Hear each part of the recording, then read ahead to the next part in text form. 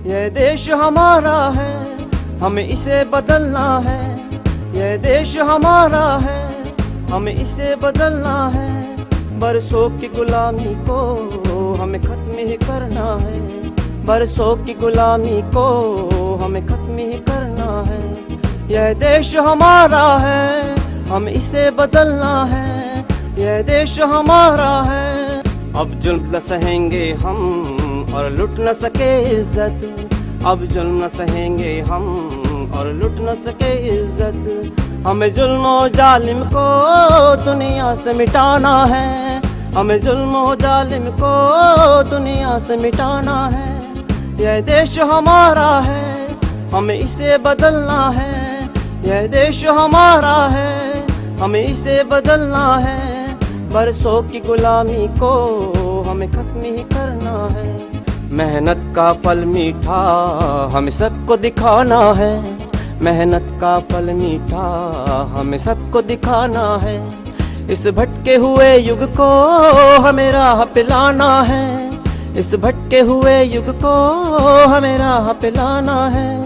यह देश हमारा है, इसे हमें बदलना है। बरसों की गुलामी को हमें खत्म ही करना है। यह देश हमारा है, हमें इसे बदलना है। यह देश हमारा है।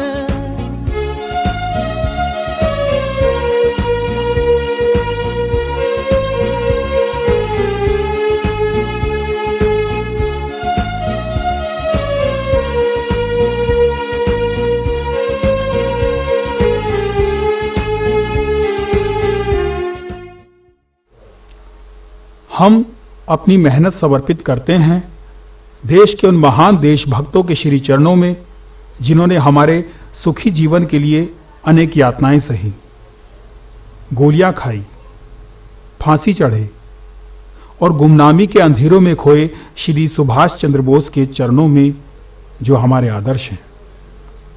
Think globally, work locally. पूरी दुनिया का अध्ययन करो और अपने घर से प्रारंभ करो। इस सिद्धांत को लेकर हम कार्य कर रहे हैं, लेकिन हम ये बताना चाहते हैं कि किस प्रकार वर्तमान विश्व राजनीति मानव सभ्यता के विरुद्ध कार्य कर रही है। पूरी दुनिया उस यूएनओ के माध्यम से चल रही है जो स्वयं 1945 में द्वितीय विश्व युद्ध के गर्भ से निकला है। शांति के लिए स्थापित यूएनओ हर कदम पर युद्ध प्रायोजित कर रहा है। इराक में परमाणु हथियार होने का झूठा बहाना लेकर लाखों लोगों का कत्लेआम। इस प्रकार के सैकड़ों ऐसे उदाहरण हैं जो इस यूएनओ ने हमको दिए। वर्तमान में शांत मुस्लिम देशों में लोकतंत्र के नाम पर विद्रोह कराकर लाखों लोगों की हत्याएं केवल पैसे की लूट के लिए ही कराई गई। लीबिया की तानाशाही 40 वर्षों से थी। जब गद्दाफी तानाशाह बना तब लीबिया पर लोकतंत्र स्थापित क्यों नहीं किया गया? अब ईरान को भी अमेरिका मिटाना चाहता है। विश्व के नेता हर सच्चे प्रश्न पर निरुत्तर हो जाएंगे। देश और धर्म की परिभाषा तक यूएनओ के पास नहीं है। यदि देश की परिभाषा होती तो दुनिया में 900 लोगों के समूह को देश की परिभाषा में नहीं रखा जाता। दुनिया में वेटिकन सिटी 900 लोगों का देश है, जिसका क्षेत्रफल मेरठ के माधवपुरम के क्षेत्रफल से कम है। यदि यूएनओ के पास धर्म की परिभाषा होती तो अमेरिका के राष्ट्रपति बराक ओबामा के धर्म पर विवाद ना होता, जो आज भी विवादित है। वर्तमान यूएनओ का मुखिया अमेरिका, जो स्वयं को ज्ञानी होने का भ्रम पाले है, यदि उसे अर्थशास्त्र का ज्ञान होता तो अपने बैंकों को रुपए 800% वार्षिक ब्याज लूटने की अनुमति ना देता। यही कारण था अमेरिका के सभी बैंकों के दिवालिया होने का तथा 30 करोड़ अमेरिकियों के कंगाल होने का भी। एक देश में एक व्यक्ति को 48 करोड़ रुपए वेतन तथा उसी देश में दूसरे व्यक्ति को 48,000 भी ना हो तो यह अर्थशास्त्र तथा समाजशास्त्र दोनों के विरुद्ध है। अमेरिका के चंद लोगों ने कंपनियां बनाकर 30 करोड़ अमेरिकियों को कंगाल कर दिया। 20 रुपए की वस्तु 2000 रुपए में बेचकर अपने ही समाज को लूटा। वहां खूनी संघर्ष जारी है। यदि अमेरिका को समाजशास्त्र का ज्ञान होता तो अमेरिका की महिलाओं को प्रति मिनट 43 बलात्कारों का सामना ना करना पड़ता, जबकि वहां के समाज में सेक्स खुला है तथा विवाह और तलाक ATDM any time divorce machine पर होते हैं। वहां पति पत्नी का एक दूसरे पर विश्वास मिट चुका है। वहां स्त्री पुरुष संबंध केवल शारीरिक सुख के लिए होते हैं, समाज के निर्माण के लिए नहीं। अमेरिकी राजनेताओं को समाजशास्त्र का ज्ञान न होने के कारण अमेरिकी समाज मर रहा है। अमेरिका की मूर्खता और ताकत दोनों पूरी पृथ्वी के लिए खतरा बन चुकी हैं। भारत के महान राजनेता भारत को उसी रास्ते पर ले जा रहे हैं, क्योंकि उनका आका आज अमेरिका है। भारत के 4 कानून के विषय में मांगी गई सूचना के जवाब में भारत का संसदीय मंत्रालय यह लिखकर दे कि ये चारों कानून संसद में रखे भी नहीं गए हैं और चारों के चारों कानून हम पर लागू हैं। ये 4 कानून इस प्रकार हैं। वैट कानून, जिसके द्वारा देश में महंगाई बढ़ी। WTO कानून, जिसके कारण पूरी दुनिया की कंपनियां भारत को लूट रही हैं, खसोट रही हैं। $16 से लेकर ₹53 तक पहुंच पड़ा। कारपोरेट खेती कानून, जिसके अंतर्गत विदेशी लोग 10,000 से लेकर 15,000 एकड़ के कृषि फॉर्म स्थापित कर रहे हैं, जबकि भारत के किसान की मेहनत से खरीदी हुई जमीन 65 बीघे से ज्यादा भूमि किसान से मुफ्त जबरन छीन ली जाती है। परमाणु कानून, जिसके अंतर्गत संसद के अंदर नोटों की गड्डियां उछाली गई। संसद में बहस व सांसदों को रिश्वत का आदान प्रदान परमाणु कानून के लिए नहीं हुआ, बल्कि सरकार के अल्पमत और बहुमत में आने के लिए सांसदों को वोट देने के लिए घूस दी गई। इससे लगता है कि हमारी संसद कानून नहीं बनाती, कानून भी यूएनओ से आयातित हो रहे हैं। शायद यही कारण है कि नेताओं की कोई योग्यता नहीं रखी गई। पूरे देश के लिए कानून बनाने वाले व्यक्ति अंगूठा छाप हों तथा एक मकान बनाने वाला व्यक्ति इंजीनियर की डिग्री प्राप्त हो। क्या मजाक है इस देश के साथ। कितने आश्चर्य की बात है कि भारत के विदेश मंत्री SM कृष्णा संयुक्त राष्ट्र की सभा में खड़े होकर भारत के स्थान पर पुर्तगाल का भाषण पढ़ते हैं। भारत के प्रधानमंत्री गृह मंत्री चोर हैं, उन्हीं के मंत्री कहते हैं। ये देश और देशवासियों के लिए शर्म की बात है। मनमोहन सिंह को ईमानदार बताया जाता है। हमारा बस इतना कहना है कि ईमानदार व्यक्ति के लिए दुनिया में केवल चौकीदार की नौकरी ही उपयुक्त होती है। पद तो योग्य लोगों के लिए सुरक्षित होने चाहिए।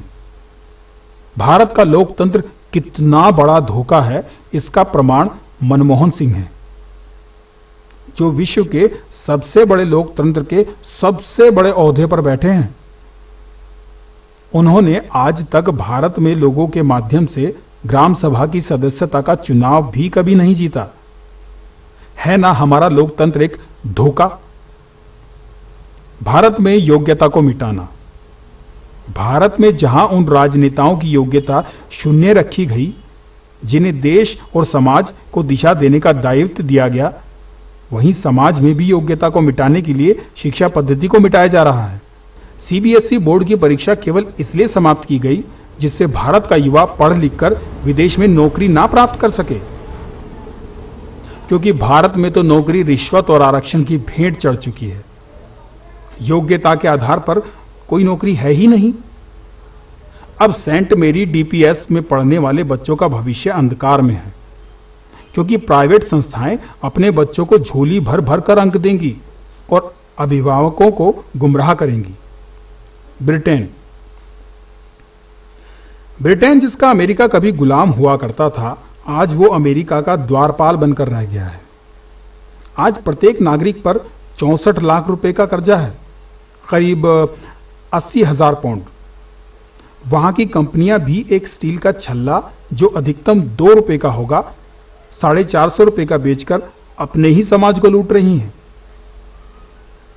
ब्रिटेन के 55% बच्चे अनाथ आश्रम में हैं, जिनके पिता का पता नहीं और माता ने स्वीकारा नहीं, क्योंकि वो बच्चे पालें या अपने पेट के लिए रोटी कमाएं। पति पत्नी का संबंध पशु संस्कृति में पहुंच गया है। समाज लगभग मिट चुका है। हमें भारत सहित दुनिया की दिशा और दशा दोनों बदलनी है। सह शिक्षा समाप्त। भारत में लड़के लड़कियों की शिक्षा एक साथ कराया जाना यूरोप की देन है। ईश्वर ने युवक व युवती का शरीर व सोच अलग अलग बनाई है, इसलिए भारत के विद्वानों ने दोनों के कार्यों को वैज्ञानिक आधार पर अलग अलग निर्धारित किया है। लड़की लड़कों का एक साथ पढ़ना अपराधों को जन्म देता है। अपना घर। आज परिवार टूटते जा रहे हैं। अधिकांश परिवार पति पत्नी और बच्चों तक सीमित हैं। वर्तमान शासन तंत्र पति पत्नी में विश्वास स्थापित करने के बजाय वैमनस्य पैदा कर रहा है। भारतीय वैज्ञानिक सामाजिक व्यवस्था को पुरुष प्रधान बनाकर नारी पर उत्पीड़न का आरोप लगाकर पुरुष और स्त्री के बीच में दीवार पैदा की जा रही है, जबकि दुनिया का सबसे बड़ा वैज्ञानिक आधार तथा सबसे बड़ा सत्य यही है कि नारी पुरुष के संरक्षण में ही सुरक्षित है। भारत में स्वस्थ समाज की स्थापना के लिए एक पुरुष एक नारी का सिद्धांत स्थापित किया गया है। नारी की रक्षा का दायित्व पिता, पति, भाई और पुत्र पर छोड़ा गया है। नारी की नारी के लिए कोई उपयोगिता ही नहीं होती, इसलिए नारी प्रधान समाज की परिकल्पना करना पूर्णतः अवैज्ञानिक और अव्यावहारिक है। इससे समाज मिट जाएगा। कोई पुरुष, स्त्री व बच्चा रोटी के लिए अपराध ना करे, इसलिए सामाजिक स्तर पर ऐसे स्थलों का निर्माण होगा जहां व्यक्ति भोजन के समय जाकर भोजन कर ले तथा 3 घंटे कार्य करने के बाद उस भोजन का ऋण भी उतार सके। रोटी के लिए उसे अपराध ना करना पड़े। यहां रोटी, कपड़ा और मकान तीनों उपलब्ध होंगे। हर मोहल्ले में वरिष्ठ नागरिक सभाओं का गठन। कभी कभी एक छोटा सा गलत शब्द गोली में बदलकर एक बड़े अपराध को जन्म देता है। यदि समाज में समझदार लोगों को कुछ अधिकार समाज के हित में दे दिए जाएं, तो वे समाज को बहुत बड़ा लाभ पहुंचा सकते हैं, जिसे हमारी भारतीय व्यवस्था में पंच का नाम दिया गया है। यह व्यवस्था पुनः स्थापित की जाएगी, जिसे हमारी भारतीय व्यवस्था में पंच परमेश्वर का नाम दिया गया है। हिंदू मुस्लिम एकता। हिंदू और मुस्लिम दोनों समाजों में कुछ ऐसे तत्व हैं जो दोनों की भावनाओं को भड़काकर अपना राजनैतिक उल्लू सीधा करना चाहते हैं, मगर वास्तव में ये लोग अपने अपने समाजों के दुश्मन हैं। हमारा मानना है हिंदू जमा मुस्लिम बराबर विश्व शक्ति।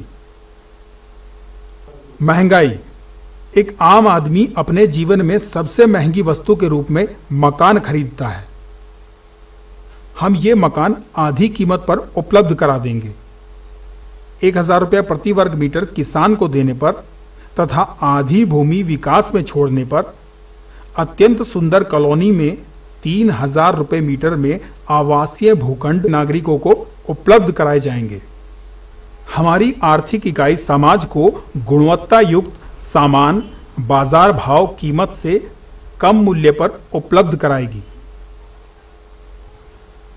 महंगाई के मुख्यतः सबसे बड़े 3 कारण हैं।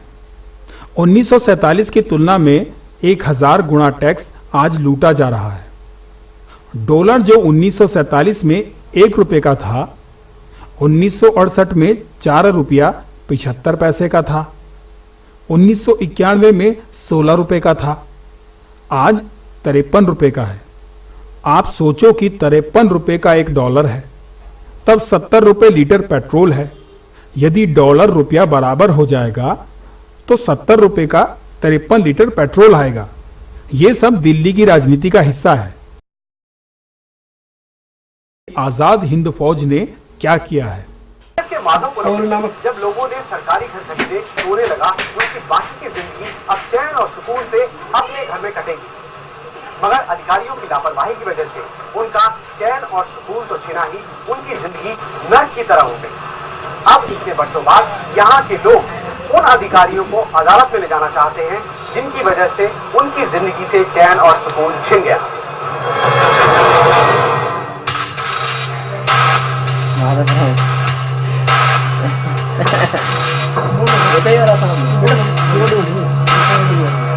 मैं Anil Subhash, citizen journalist IBN 7 के लिए मेरठ की माधवपुरम कॉलोनी में रहता हूँ। माधवपुरम कॉलोनी वर्ष 1987 में उत्तर प्रदेश आवास विकास परिषद ने बनाई थी। इस कॉलोनी के अंदर 5000 परिवार रहते हैं। उत्तर प्रदेश आवास विकास परिषद ने जो ख्वाब यहाँ के लोगों को दिखाए थे, वे ख्वाब आज भी अधूरे हैं। मकानों के आवंटन के वक्त उत्तर प्रदेश आवास विकास परिषद ने अपनी पंजीकरण पुस्तिका में साफ लिखा था कि कॉलोनी में अच्छी गुणवत्ता वाले मकानों के साथ बैंक, स्कूल, हॉस्पिटल, डाकघर, बाजार और सुंदर पार्क मौजूद होंगे। इन सुविधाओं के विकास के लिए उत्तर प्रदेश आवास विकास परिषद ने लोगों से 1100 रुपए प्रति मीटर के हिसाब से अतिरिक्त पैसा भी वसूला, लेकिन 22 साल बीत जाने के बाद भी इनमें से कोई भी सुविधा नहीं दी गई। उत्तर प्रदेश आवास विकास परिषद ने वादा किया था कि आपको बहुत सुंदर सड़कें मिलेंगी। सड़कों का क्या हालत है वह नजारा आप भी देख सकते हैं। कहा था 25 फुट चौड़ी कम से कम सड़कें होंगी। सड़कों का साइज 12 फुट है और 22 साल बाद भी इन पर पानी खड़ा है। ये नमूना है इनके भवनों का, जहां हाथ लगाने से पहले इनके प्लास्टर भेटता है। आओ पता करते हैं यहाँ के निवासियों से पार्कों की स्थिति। कोई ऐसा पार्क है जिसमें आप लोग जाकर शाम को बैठ सकते हो? नहीं, यहाँ ऐसा कोई पार्क नहीं है, सबका यही हाल है। ना बच्चे खेल सकते हैं, ना कोई बैठ सकते हैं। घर के आगे भी बाहर बैठे तो हमें इतनी बदबू आती कि पूछो मत। उत्तर प्रदेश आवास विकास परिषद ने विकास के नाम पर जो धोखाधड़ी की, उसके खिलाफ हमने कदम उठाने का फैसला किया। लोगों ने निर्णय लिया कि रुड़की के भवन विशेषज्ञों को यहाँ बुलाया जाए और यहाँ का तकनीकी मुआयना करा करके उनका पता किया जाए कि हमारे साथ क्या धोखा किया गया है। IIT की रिपोर्ट ने उनके सब वादों को खोखला सिद्ध किया। यहाँ रहने वाले बहुत से लोगों ने परिषद को मकान की पूरी कीमत इसलिए अदा नहीं की कि पहले परिषद अपने वायदे के मुताबिक विकास कार्य करे। विकास कार्य तो नहीं हुए, लेकिन एक दिन परिषद ने उसके हुए पैसों पर 4 ब्याज लगाकर बकायेदारों को नोटिस जरूर भेज दिया। हमने इस आदेश के खिलाफ हाईकोर्ट में याचिका दायर की। इस याचिका को IIT रुड़की की रिपोर्ट के आधार पर कोर्ट ने स्वीकार किया और उत्तर प्रदेश विकास परिषद को अग्रिम आदेश तक पैसा वसूलने से रोक दिया। हमारा संघर्ष अभी भी जारी है। हम खड़े हैं उत्तर प्रदेश आवास विकास परिषद के ऑफिस पर। इनकी गुणवत्ता और विकास के बारे में करते हैं इनके अधिकारियों से सीधी बात।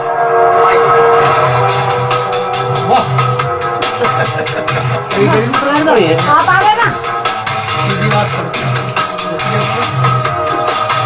आपको अपने भवनों की गुणवत्ता के बारे में जानकारी है? भवनों का अधिकतर का कब्जा हस्तगत हो चुका है। यदि आपके भवनों को लेंटर को छूते ही लेंटर नीचे गिरते हो तब आप क्या कहेंगे? नहीं, ऐसा होना नहीं चाहिए, गलत है। यदि आपको अभी दिखाया जाए ऐसा? नहीं, अगर ऐसा कोई है तो वो गलत है और वो नहीं होना चाहिए। लेंटर गिरते हुए आपको दिखाए जाए, इस बारे में आप अपनी योग्यता के बारे में क्या कहेंगे? कोई इस प्रकार के प्रकरण है, उस पर जांच हुई होगी तो वो कार्यवाही नियमानुसार की जा रही है। वो कार्यवाही नियमानुसार की जा रही है। कई वर्षों के संघर्ष के बीच आवास विकास के अधिकारियों ने कभी अपनी गलती नहीं स्वीकारी। IBN 7 का कैमरा देखने के बाद अधिकारियों ने नोटिस स्वीकारी है, बल्कि दोषी अधिकारियों के विरुद्ध जांच चल रही है, इस बात का भी आश्वासन दिया है। माधवपुरम के विकास के लिए हमारा ये संघर्ष जारी रहेगा। मैं citizen journalist Anil Subhash, IBN 7 के लिए। ये जो BSNL का फिक्स फोन है, इसका किराया कानून कभी भी 250 रुपए प्रति माह नहीं रहा। आजाद हिंद फौज संगठन ने वर्ष 2003 में एक टेलीफोन लिया था। वर्ष 2005 में टेलीफोन डायरेक्टरी पढ़ने पर यह पता चला कि किराया कानून 120 रुपए प्रति माह का है। मेरठ BSNL के महाप्रबंधक चंद्रहास से जब ये पूछा गया कि कानून 120 रुपए का होते हुए भी बिल 250 रुपए क्यों वसूला जा रहा है, तो उनके पास कोई संतोषजनक उत्तर नहीं था। आजाद हिंद फौज ने इसके विरुद्ध जनहित याचिका 38,377 सन 2005 माह अक्टूबर में प्रस्तुत की, जिसके तुरंत बाद बीएसएनएल ने 1 जनवरी 2006 से 120 रुपए प्रति माह किराया लेना प्रारंभ किया। जो पैसा ज्यादा लिया गया था उसकी वसूली हेतु याचिका लंबित है। मेरठ गैस एजेंसी के मालिक अरुण जैन को 3.5 किलो गैस कम आपूर्ति करने के अपराध में जमानत करानी पड़ी। मुकदमा न्यायालय में विचाराधीन है तथा 9 वर्षों से सिलेंडर यथावत सुरक्षित रखा है। ये जो शराब का ठेका माधवपुरम में चल रहा है, ये आवासीय परिसर में है। इसके विरुद्ध धरना प्रदर्शन करने के बाद भी जब ये बंद नहीं हुआ तो माननीय उच्च न्यायालय में जनहित याचिका संख्या 51,539 सन 2007 में प्रस्तुत की, जो कि विचाराधीन है। ग्रेट इंडिया पैलेस एशिया का सबसे बड़ा मॉल विश्व की सबसे बड़ी महंगी जमीन पर बना है। इसके विरुद्ध जनहित याचिका संख्या 53,639 सन 2008 दायर की, क्योंकि ये मॉल पार्क की भूमि पर बना है। दुनिया का सबसे बड़ा भूमि घोटाला, अनुमानित 36,000 करोड़ का घोटाला किया गया है। यह 700 बीघे जमीन पार्क के नाम पर 1900 रुपए मीटर बेची गई, जबकि यहां 10 लाख रुपए मीटर तक का बाजारी मूल्य है। यह दुनिया की सबसे बड़ी महंगी जमीन है, न्यूयॉर्क, लंदन, टोक्यो से भी महंगी। यह सुशांत सिटी जो आप देख रहे हैं, इसकी भूमि किसानों से 30 रुपए मीटर में लेकर 1,650 रुपए मीटर में अंसल बिल्डर को बेचकर 450 करोड़ रुपए लाभ एमडीए खा गया। एमडीए से यह पैसा किसानों को दिलवाने के लिए किसानों की याचिका संख्या 22,712 सन 2010 माननीय उच्च न्यायालय ने स्वीकार की, अंतिम निस्तारण के लिए लंबित है। संगठन के द्वारा आपकी लूट डॉक्यूमेंट्री का निर्माण किया गया, जो ये बताती है कि किस प्रकार नेता व अधिकारी साठगांठ करके आपको लूटते हैं, खसोटते हैं। लड़की की लव मैरिज पंजीकरण की आयु 23 वर्ष की जाए, इस आशय का कानून बनाने हेतु प्रस्ताव भारत सरकार व स्थानीय संसद को 2010 में दिया गया, क्योंकि 18 वर्ष की आयु में लड़की को जीवन और समाज का ज्ञान नहीं होता, केवल समय सामयिक आवेश होता है। इससे कई प्रकार के अपराध भी रुकेंगे। माता पिताओं को अपनी बेटी की शादी का अरमान पूरा करने का अवसर प्राप्त होगा। 23 वर्ष के बाद लव मैरिज की संख्या घटकर 2% रह जाएगी। अधिवक्ताओं को अपनी हड़ताल और कार्य निलंबन वर्ष में 14 दिन तक सीमित करने का जनहित में सुझाव दिया गया। भारत एवं प्रदेश सरकार को कॉलोनियों के लिए अधिग्रहित भूमि में विकास का खर्च काटकर शेष विक्रय मूल्य भूमि के मूल्य के रूप में किसानों को दिया जाए, ऐसा प्रस्ताव भारत सरकार और प्रदेश सरकार को 2009 में भेजा है।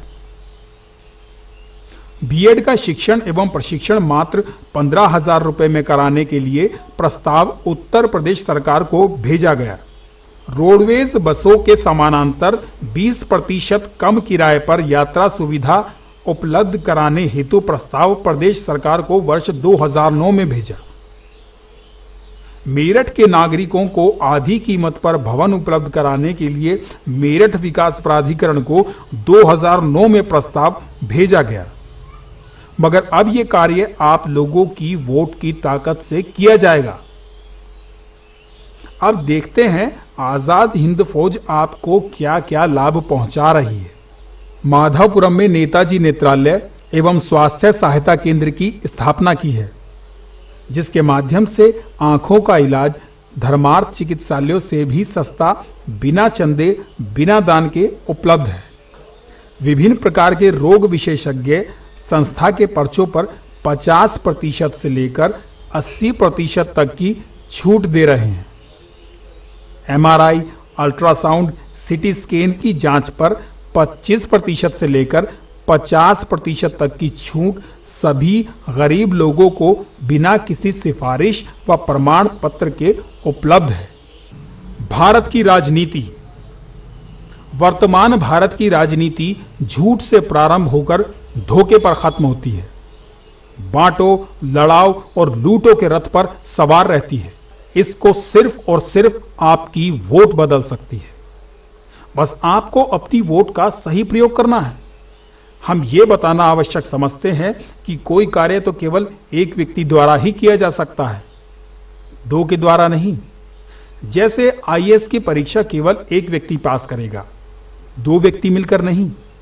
जिस कार्य को सुप्रीम कोर्ट, प्रधानमंत्री और राष्ट्रपति करने में असमर्थ हैं, उस कार्य को करने में आपकी एक वोट और 1 रुपया सक्षम है। और वो कहते हैं ना, बाप बड़ा ना भैया, सबसे बड़ा रुपया।